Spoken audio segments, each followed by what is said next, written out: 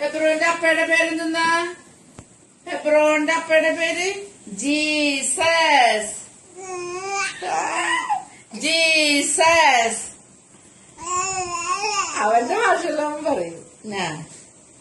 ഹെബ്രോനെയും Jesus അപ്പം തന്ന അപ്പയുടെ പേരെന്തെന്നാ? Sinson. Sinson. Jesus അപ്പം തന്ന അപ്പയുടെ പേരെന്തെന്നാ?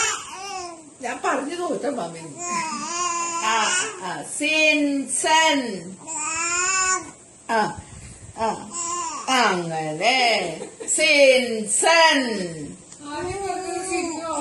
അങ്ങനെ തന്നെ, അത് തന്നെ സിൻസൺ.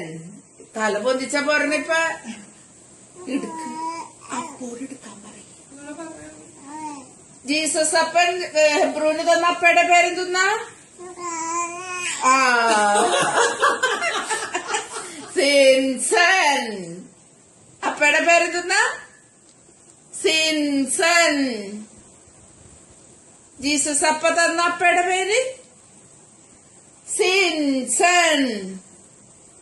അയ്യേ, ഓ കഴച്ചു വച്ചിന്.